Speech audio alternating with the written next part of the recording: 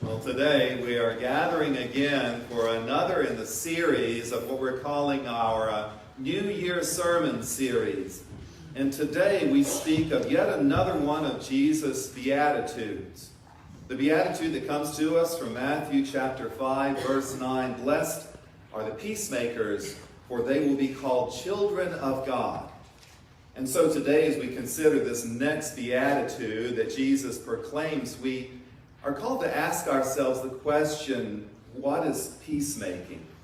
And who are the peacemakers? And what does a life of peacemaking look like? Now, we recognize that the Christian church has long strived to bring peacemaking and healing and wholeness to the world and to the community. But we also, I think, have to realize that the long Christian history that we all know is fraught with great and numerous examples in which the church has failed to bring peacemaking. So what does peacemaking mean? Where does peacemaking start? Who is the originator of all peacemaking? Who is our role and our example if we're called to be peacemakers? Believe it or not, I think that even though NFL football is not entirely a peaceful sport, I found in my preparations a wonderful example that comes straight from a recent National Conference playoff game. The Rams and the Saints were meeting together in this playoff game to determine who would go to the Super Bowl. The Rams were a young team that had caught people's imagination, although they had entered this next phase of their play through a controversy. And the Saints, not as young as the Rams, but headed up by the famous Drew Brees, the great quarterback, by the way, the graduate of Westlake Hills High School and a student player when Debbie and the girls and I were living in Austin. The game drew to an immediate, wonderful start for the Saints, who jumped out to a 13-0 lead.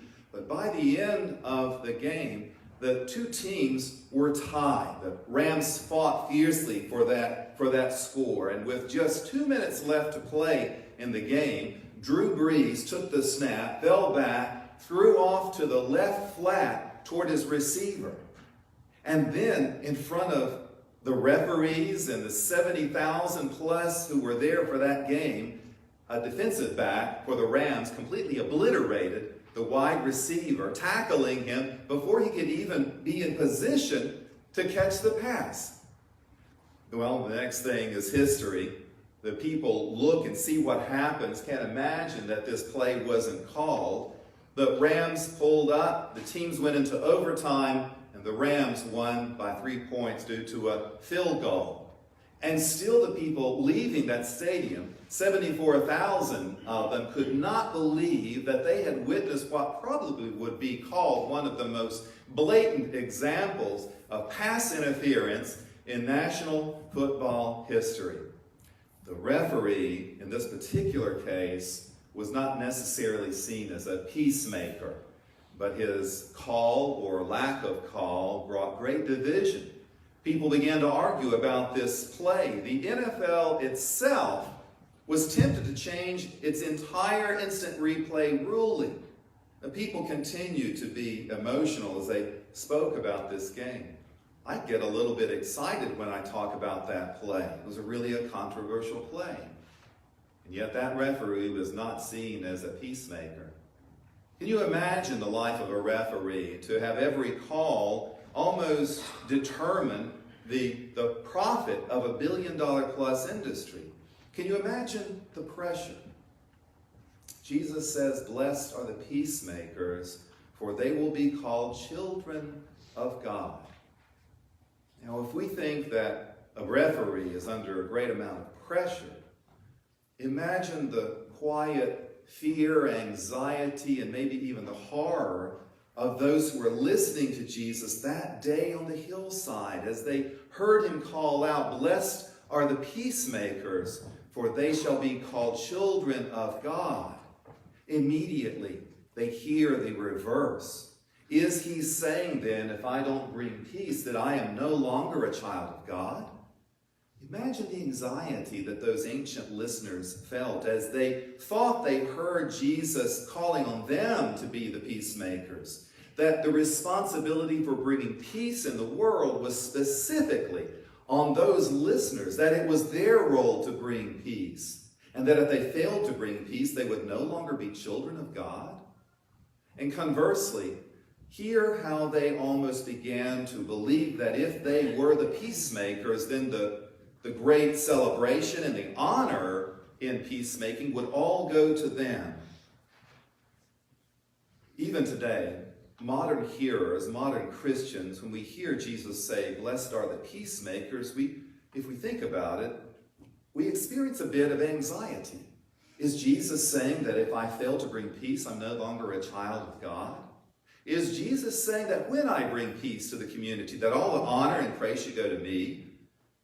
I think that we make a great critical mistake when we believe that Jesus is speaking about the character of his listeners.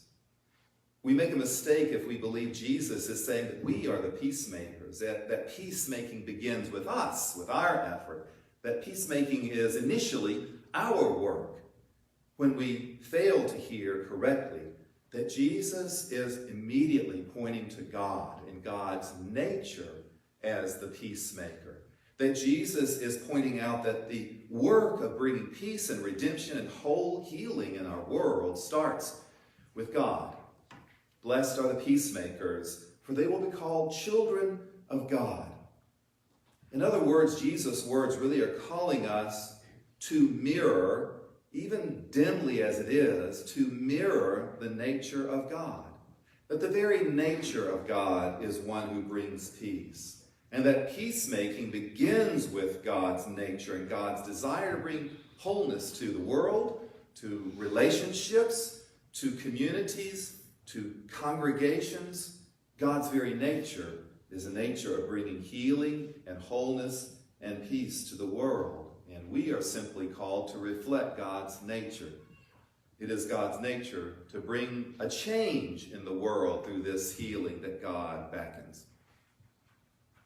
How many of you remember maybe an old Sherwin-Williams commercial or an ad in the paper?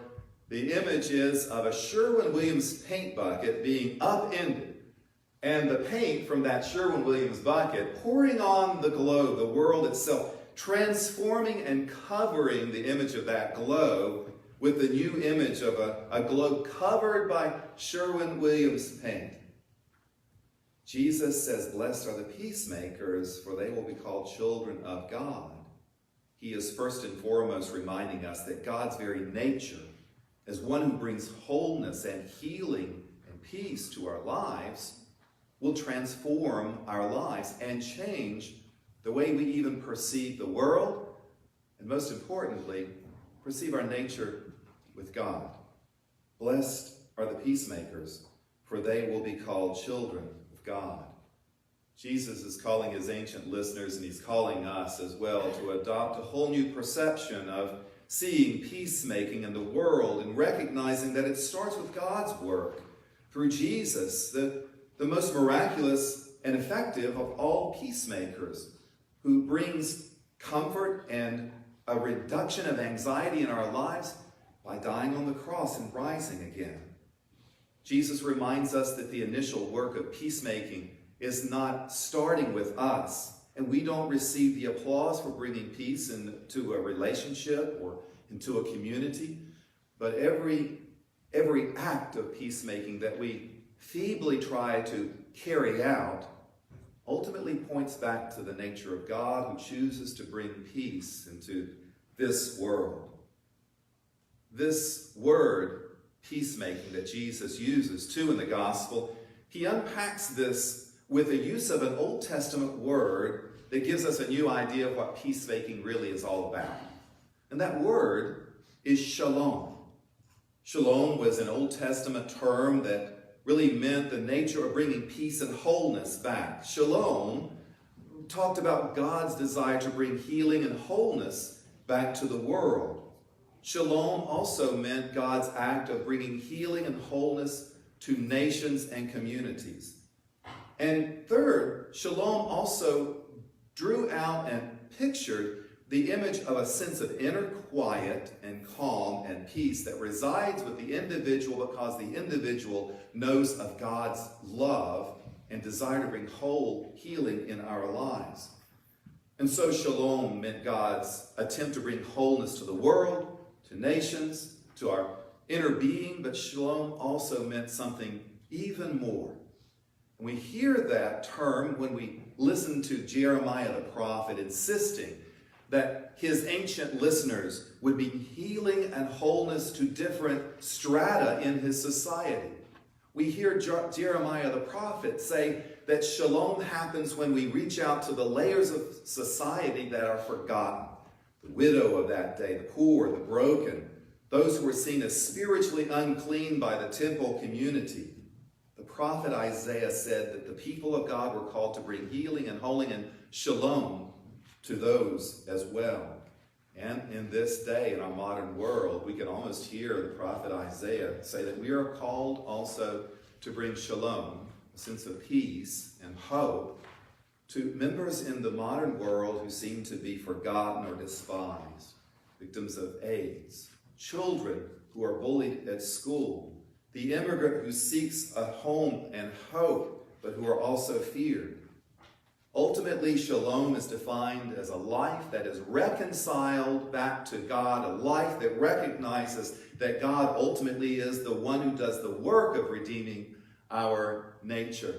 Shalom talked about people who are changed and covered over, like Sherwin-Williams paint, by the truth that God brings us hope. And as people who are called to bring peacemaking into the world, whether it comes in one form or the other, we're also people who are called to learn a new kind of language, a language of love, a language of reconciliation, and a language of trust. You know, we're all South Carolinians in here. I'm supposing most of us are. And I like to say that in South Carolina, we speak English with a Southern accent, like it's meant to be spoken. I tell our confirmation students something a little bit different even. I tell them that we Lutherans, well, we're Christians, and we speak the Christian language with a Lutheran accent of grace. But you know, you can also look at it this way. The Christian is called to speak the human language with the accent of shalom and peacemaking. We are reconciled with God because God chooses to reconcile us. And we're called to be peacemakers, bringing peace to relationships and to communities and to the world. Do we have the capacity to do this? Of course not. And the good news is that we rely first on God's work. God has chosen to, as I told the young people this morning, to bring peacemaking through the ultimate peacemaker, Jesus Christ.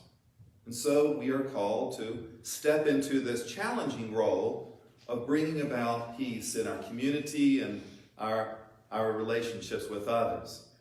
And where do we start? Well, for the fourth Sunday in a row, I'm going to say that we start as peacemakers, as people called to bring shalom into our world, with confession. We confess that we are broken and unclean, that we don't play well with others, that we aren't natural peacemakers. We stumble on the way. But the good news is that Jesus Christ, God's love, has covered our world and transformed it with the truth that God has chosen to bring us peace, healing, wholeness. God has chosen to redeem us. And I think that good news, that gives me personally the strength and the gladness to reach out and to attempt in my own feeble way to be a peacemaker in the world.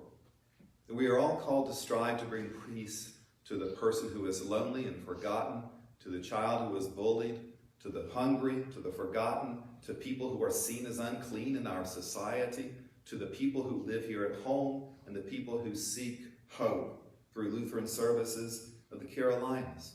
We're called to be peacemakers, to bring wholeness into others' lives. And we start with the knowledge that God has made peace with us, that God has healed us, that God speaks the great language of shalom and wholeness and has made us complete. Let us pray. Living God, thank you for bringing us here today. Walk with us always in our faith life. Heal us where we are broken. Mend our fears and our doubts. Guide us in our families and our communities. Protect us in your eyes. And remind us that while you have renewed us through your Son Jesus, we are called also to bring healing and hope to one another. We thank you, O God, for those who are here this day as peacemakers, first responders, police, firefighters, EMT workers, dispatchers, animal control workers. We thank you for their embodying your gift of peacemaking and shalom. Amen. Please rise as you are able for the